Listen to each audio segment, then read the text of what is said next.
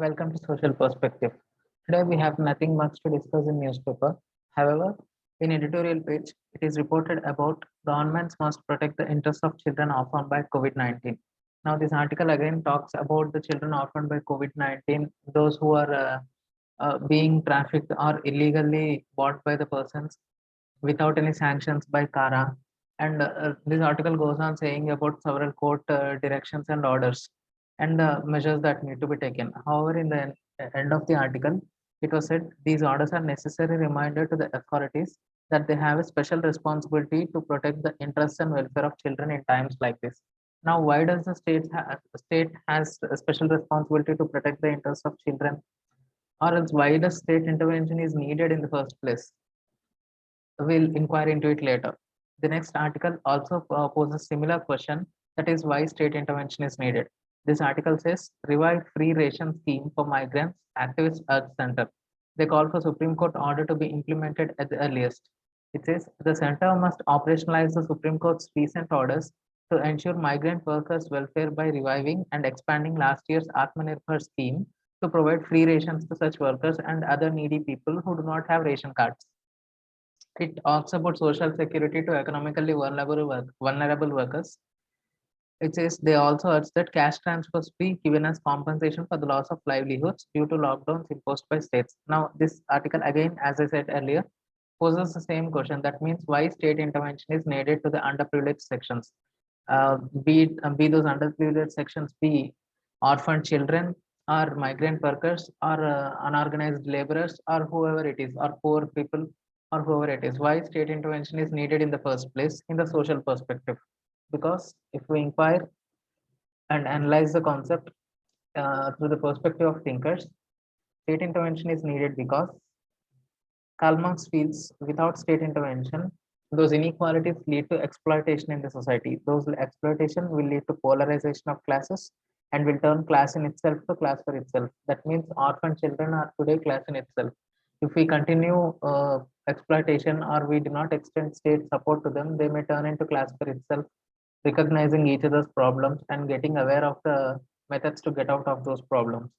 And that results in social conflict, says Karl Marx. For Durkheim, state intervention is needed because inequalities, which are external inequalities. Now, these inequalities are not natural inequalities. That means they are not given by birth or by nature.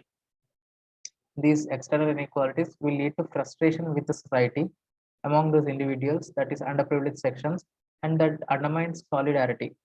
For Talcott Parsons, this is a change in the direction of flow of energy and information control. And this is a social change. Talcott Parsons is worried about social change. For Max Weber, that lack of state support to the underprivileged sections leads to dissatisfaction within his class, that leads to strikes, protests, etc., which leads to social unrest. While criticizing Karl Marx, Max Weber said that every exploitation or every inequality may not lead to revolution or social conflict in the society. However, it may certainly lead to some disturbances within the society, resulting in strikes, protests, etc. And Max Weber called that as social unrest. For R.K. Martin, this unequal emphasis to cultural goals and institutional means will lead to state anomy and will lead to deviance among the individuals. That means cultural goal of the state is to develop, bring everyone on par and on the same footing, and ensure that the fruits of development are reached to every individual in the society. That means inclusion is there in the society within the developmental activities. And institutional means for R.K. Martin is to extend state support to those underprivileged. Without this equal emphasis on cultural goals and institutional means, it leads to state enormous, says R.K. Martin, and that results in deviance of the individuals from the institutional means or cultural goals.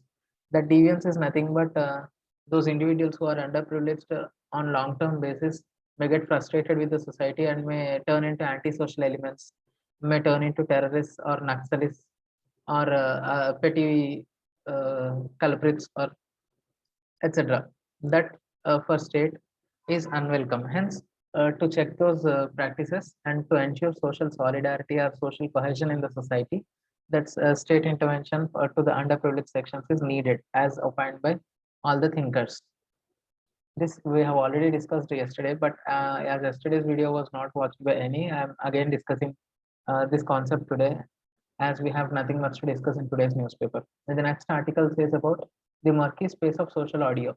Now, this article especially talks about the new app called Clubhouse.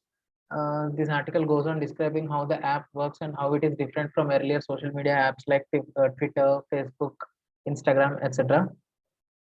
And this article explains why the Clubhouse is being hit especially in lockdown days. This app is solely based on voice messages, and it has several chat rooms, voice chat rooms, clubs, etc.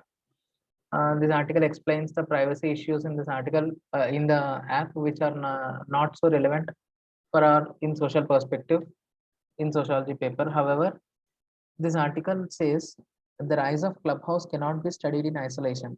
It is one of the several apps that have grown popular during the COVID-19 pandemic as millions of people stuck in their homes look for new methods to communicate with each other.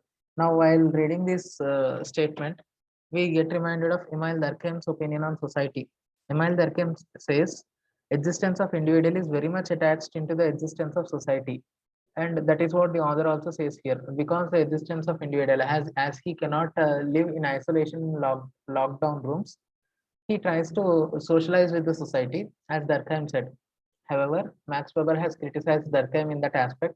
He says though lockdown or COVID-19 is a social fact, individuals response to that social fact depends on their own interpretation, to that interpretation of that social fact within themselves. That is why not everyone is using Clubhouse. Only those who are wanting to socialize are using Clubhouse. Hence, generalization does not augur well in this aspect. However, Durkheim is very much relevant while reading the statement of the author. Now, that is all we have for today. If you like the content, please like, share, and subscribe to Social Perspective. Thank you and have a nice day.